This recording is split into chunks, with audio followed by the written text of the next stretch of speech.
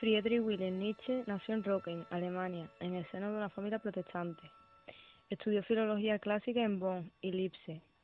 En Leipzig conoció la filosofía de Schopenhauer y estableció amistad con Richard Wagner. Ambos influyeron en el filósofo. A sus 24 años ya era catedrático en Basilea, Suiza. Durante algunos meses intervino como voluntario de sanidad en la guerra franco-prusiana, en el año 1870 y 1871. En esta guerra contrajo una grave enfermedad, la cual le hizo padecer graves dolores de cabeza durante el resto de su vida, acompañados de pérdidas temporales de la razón. Esto explica su temprana retirada de la docencia, en el año 1877. Tras esto decidió viajar por Suiza, Italia y Francia, hasta que en 1889 perdió totalmente la razón, por lo cual estuvo asistido por su hermana y su madre hasta el año de su muerte, en el 1900. A las puertas de un siglo en el que se demostraría que Nietzsche llevaba razón en muchas de sus teorías. Sus obras pueden clasificarse en tres periodos. El periodo romántico. En ellas encontramos la obra El origen de la tragedia en el espíritu de la música, escrita en el 1871. En este periodo las obras están influidas por las óperas de Wagner, impregnadas de la mitología y el folclore. Después encontramos el periodo positivista y la obra Humano, demasiado humano, publicada en 1881, y La Gaya Ciencia, en 1882. Por último encontramos el periodo de madurez. En él destacamos el libro Así habló Zaratustra, publicado entre 1883 y 1885. Más allá del bien y del mal, en el año 1886, El crepúsculo de los ídolos en 1887 y La voluntad de poder, publicada en 1901. Nietzsche nació en el siglo XIX, un siglo bastante convulso y problemático debido a las importantes revoluciones que en él se dieron.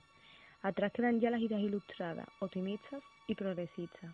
No se habían conseguido ninguno de los propósitos que se pretendían, como por ejemplo la igualdad. En primer lugar, hablaremos de la Revolución Industrial. Esta revolución surgió en el siglo XVIII, en Inglaterra, y acabó extendiéndose por toda Europa. Fue el paso de la manufactura artesanal a la producción fabril.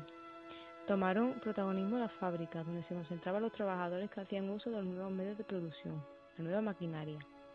Las consecuencias fueron un aumento de producción de capital y de población europea. Esta población aumentó considerablemente también y aparecieron las ciudades. La sociedad pasó de ser una sociedad estamental a una sociedad de clase, polarizada por dos grupos bien diferenciados: los burgueses, que poseían medios de producción. Este grupo defendía el capitalismo y la liberación económica, y el proletariado, sin propiedades, que trabajaba a cambio de un salario de subsistencia. Por otro lado, se encuentran las revoluciones liberales. Esta revolución tiene sus bases y principios en la Ilustración. Sus precursores fueron filósofos y pensadores del siglo XVIII, anteriores a la Revolución Francesa. Sus ideas fueron desarrolladas por otros pensadores del siglo XIX. El grupo que se identificaba con estas ideologías es la burguesía, que entró en conflicto con el proletariado al no coincidir sus intereses. Cabe destacar tres fechas con importantes revoluciones. En 1830 encontramos una revolución de tipo burgués. Fue una reacción contra la restitución del absolutismo en el rey francés Carlos X. En 1848, una revolución de tipo burguesa y del proletariado. Tuvo lugar la proclamación de la República y el inicio del movimiento obrero. En 1871, una revolución protagonizada por el proletariado, en el que tuvo lugar la Comuna de París. Además, debido al aumento del sentimiento nacionalista, se proclamaron como Estado Alemania, Italia y Suiza. A partir del fracaso de la Ilustración, surgen dos movimientos reaccionarios. Uno de ellos, muy influyente en nuestro autor, el romanticismo. Este movimiento se dio en la primera mitad del siglo XIX. Tuvo un carácter anti-ilustrado, ya que volvía la mirada al pasado, despreciando los nuevos avances científicos y retomando el sentimiento nacionalista, realzando el valor de los sentimientos. El principal precursor fue Goethe.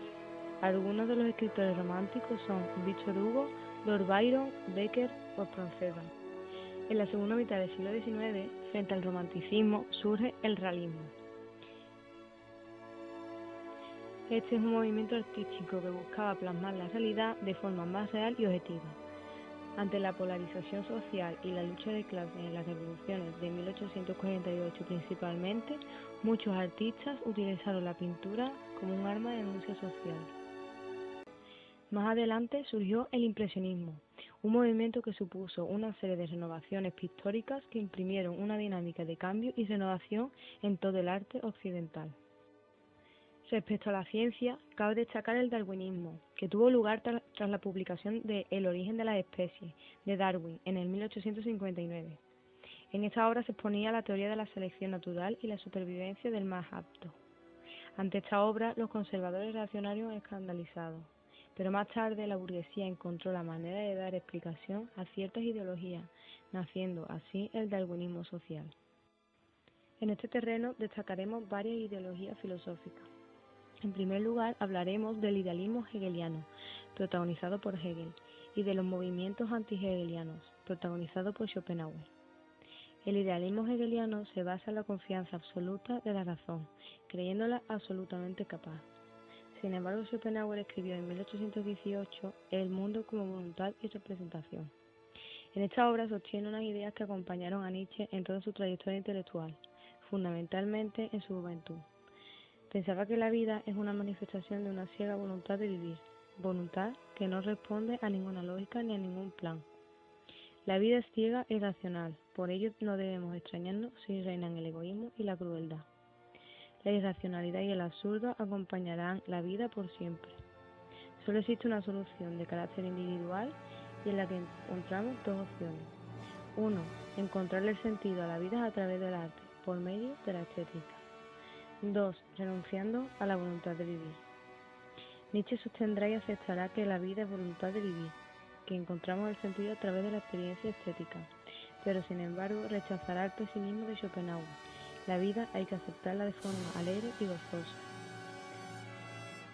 Otro movimiento que encontramos es el positivismo, que está contra el idealismo hegeliano. Este movimiento defendía que la filosofía y la ciencia deben limitarse a los hechos y al análisis de estos, estableciendo relaciones entre ellos. Se desprecia la esencia de las cosas, una actitud antimetafísica. Admira la ciencia, cree que nuestra capacidad está limitada a diferencia del idealismo hegeliano. Otra idea es el vitalismo, surgida a principios del siglo XX. El vitalismo considera la vida como la realidad primera, y todo lo demás debe subordinarse a ella. En este movimiento encontramos autores muy dispares, Nietzsche, Bergson, Ortega. Se defiende que la vida no puede entenderse si consideramos solo los elementos racionales, como hacía Hegel, o los científicos, como hacían los positivistas, sino que hay que tener en cuenta la irracionalidad, los sentimientos y las pasiones.